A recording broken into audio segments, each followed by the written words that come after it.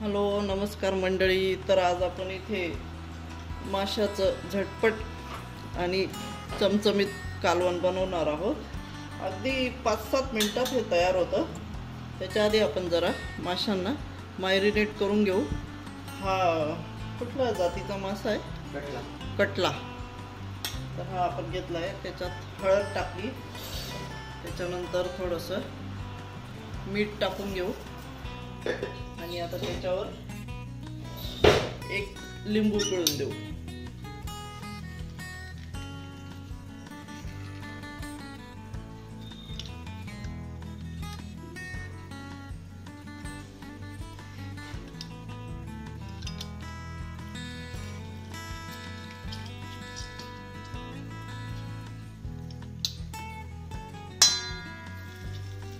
हे सगळं व्यवस्थित हलवून घ्यायचं आणि आता हे झाकून आपण अर्धा-पाऊण तास ठेवून देऊ. तर आता इथे आपण लसणाच्या लाल तिखटाचं हे मिश्रण तयार करून घेऊ.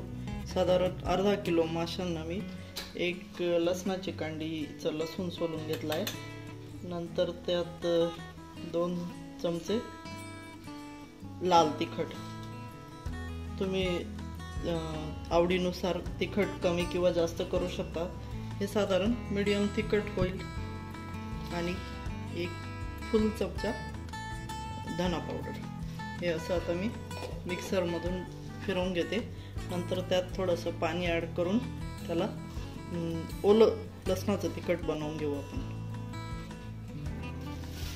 तर हे असं इथे लसणाचं तिखट तयार झालंय. साधारण असं सेमी लिक्विड. मस्त घमघमाट सुटला आहे त्याचा. इथे मासे मॅरिनेट होत होते तोपर्यंत मी पोळ्या करून घेतलेल्या आहेत.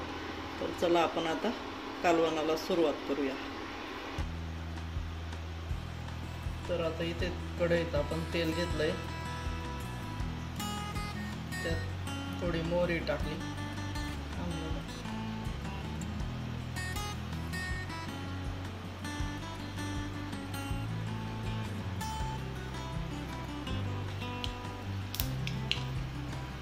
मोहरी तडकल्यावर जिरं, त्याच्यानंतर हिंग. आता गॅस कमी करून हे लसणाचं तिखट टाकून घ्यायचं. करपू नये म्हणून थोडी कोथिंबीर त्यात टाकून घ्यायची. तर हे आपण व्यवस्थित काढून घेऊ. तर मंडळी, ही कमी वेळात, कमी साहित्यात आणि कमी कष्टात होणारी रेसिपी आहे. कारण आपण जेव्हा फिश करी किंवा आमटी बनवतो तेव्हा त्याच्यासाठी वाटण तयार करावं लागतं आणि त्याबरोबर फिश फ्राय पण करावं लागतं. तर हे जे आहे हे 2 in 1 कॉम्बिनेशन असल्यामुळे फिश फ्रायची पण वेगळी आवश्यकता उरत नाही.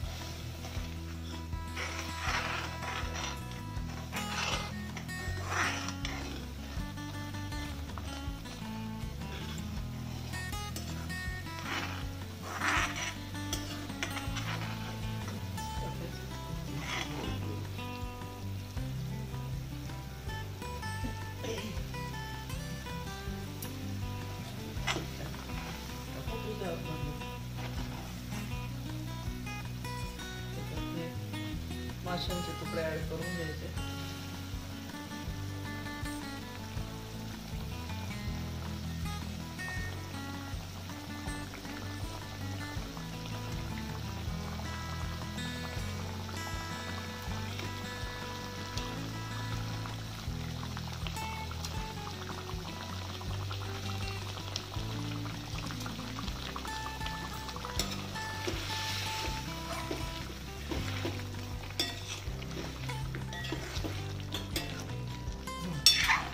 वरून थोडासा गरम मसाला टाकून घ्यायचा.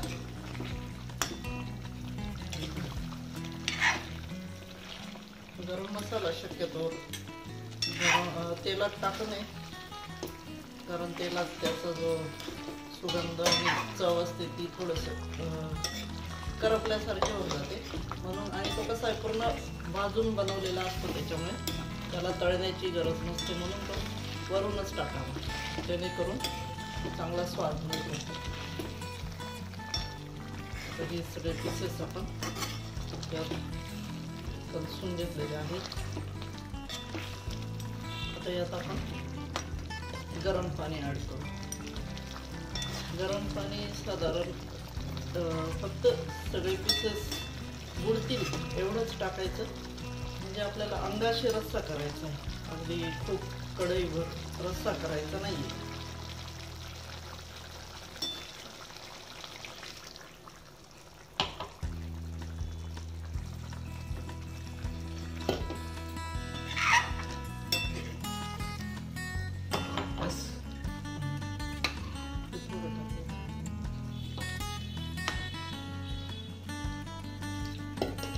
त्याच्या रश्श्याला खूप छान चव येते, तुम्ही ट्राय करा एकदा.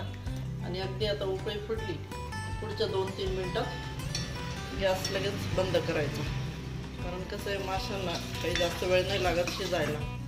जास्त शिजूच द्यायचे नसतात, जर अति शिजवले तर ते असं गाळ झाल्यासारखे होतात, त्याच्यामुळे 2-3 मिनिटात ते परफेक्ट शिजतात. तर आपण आता याला मस्त उकळी येऊ देऊ. वरून थोडेसे मीठ ॲड करावे लागेल, पण आधी टाकलेलेच आहे.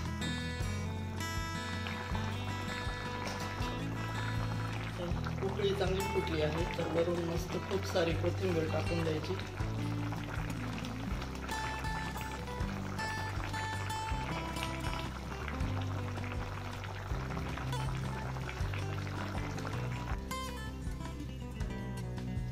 तर इथे आता मी ताट बनवून घेते.